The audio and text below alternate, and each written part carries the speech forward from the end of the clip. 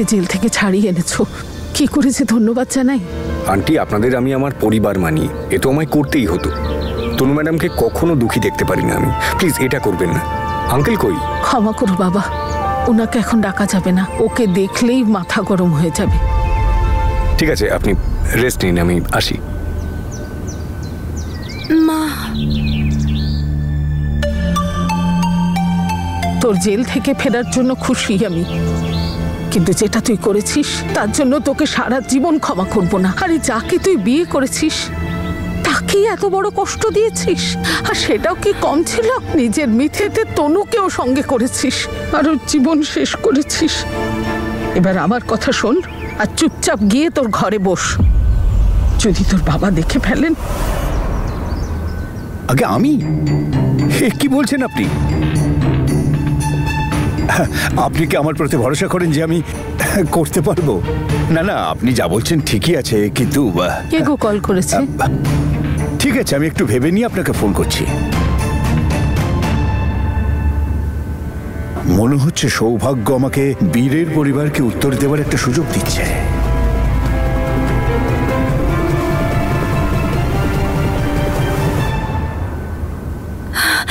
অমৃতকে একটা ফোন করি।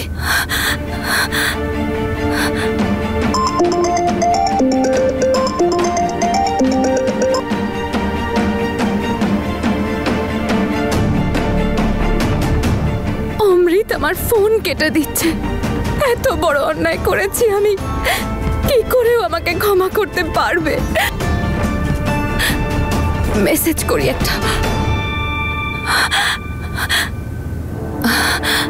অমৃত, প্লিজ আমার সাথে একবার কথা বলো।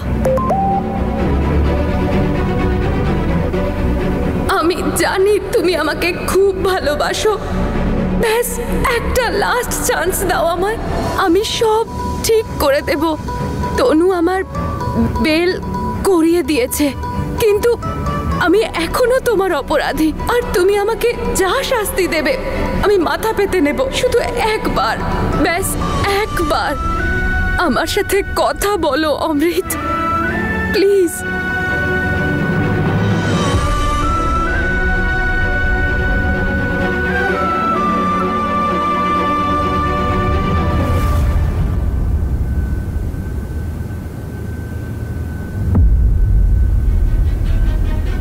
অমৃত আমার মেসেজ দেখেও না দেখার ভান করছে।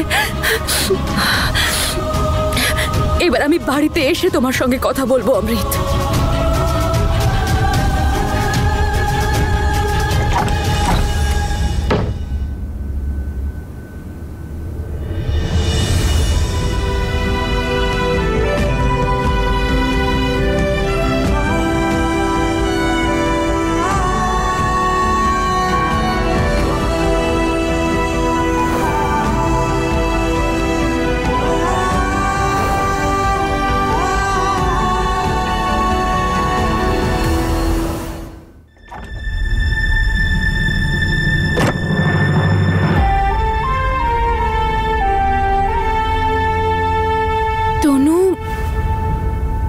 আমি তোকে কিছু বলতে চাই,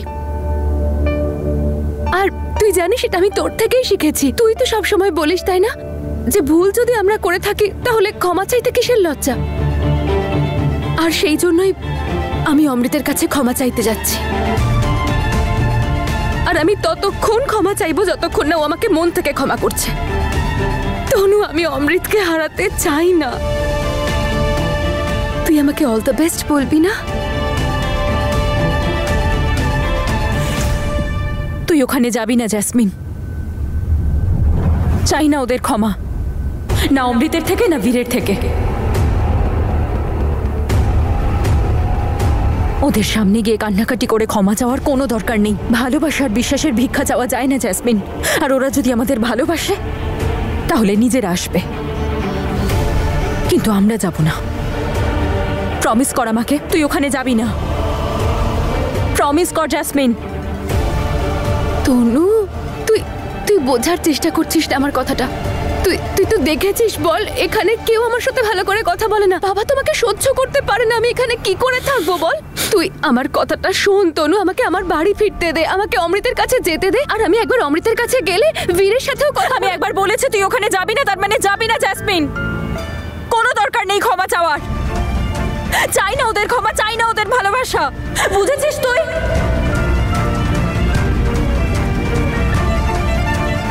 দেখলে দেখলে কত কষ্টে আছে আমার মেয়েটা, আর শুধুমাত্র এটা ওই বীরের জন্যে। আমার এই বিয়েতে হ্যাঁ বলাই উচিত হয়নি। চলো দাদা, চলো বিরাজ, আমাকে কেউ আটকাতে পারবে না। আমি সিদ্ধান্ত নিয়ে ফেলেছি আমি কি করব।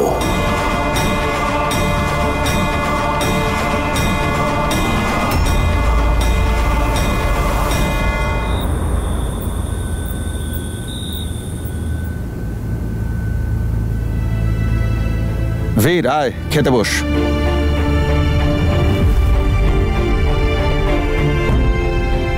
ওর আবার কি হলো? ওকে ছেড়ে দাও গো, কষ্টে আছে ও। ওই বলে না, কেউ ভরসার জন্য কাঁদে আর কেউ ভরসা করে কাঁদে।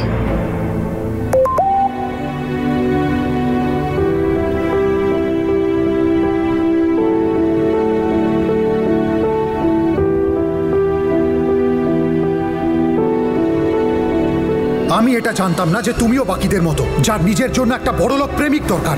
বীর, তনু, তুমি কেন করলে এমন? আমি ওইসব বলতে চাইনি তোমাকে, তোমাকে কষ্ট দিতে চাইনি আমি।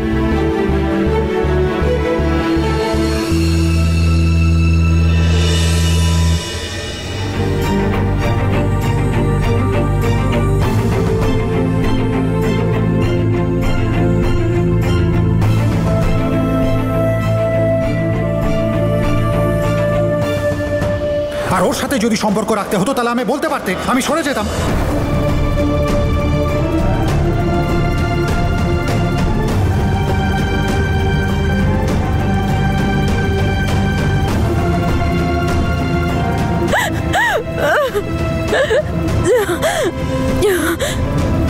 কেন কাঁদছি আমি ওর জন্য? সেই মানুষটার জন্য যার আমার উপর ভরসাই নেই। সে আবার ক্যারেক্টার নিয়ে কথা বলেছে, তখন ও ভালো করে জানে যে আমি শুধুমাত্র ওকে ভালোবাসি। নমস্কার দাদা। নমস্কার। নমস্কার। প্রণাম দাদা, ভালো থাকুন দাদা। আসুন বসুন। আরে বসা টসা পরে হবে, ভালো খবর এনেছি। অভিনন্দন, পার্টি আপনাকে দ্বিতীয়বার টিকিট দেওয়ার সিদ্ধান্ত নিয়েছে। মিস্টার দীপ সিং, পুরনো কথা ভুলে যান। কালকে পার্টি অফিসে এসে আপনার নমিনেশন ফর্ম ফিল আপ করুন। সে তো ঠিক আছে মিস্টার খুরানা, কিন্তু এটা সম্ভব হলো কি করে? এর সমস্ত ক্রেডিট হলো আপনার বৌমা তনু।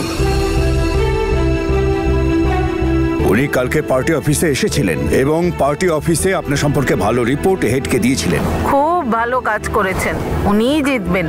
উনি যা করেছেন ভালোই করেছেন, রাস্তা করেছেন, স্কুল করেছেন, হসপিটালও করেছেন, তারা খুব ভালো কাজই করেছেন। দীপ সিং জিন্দাবাদ। এবারে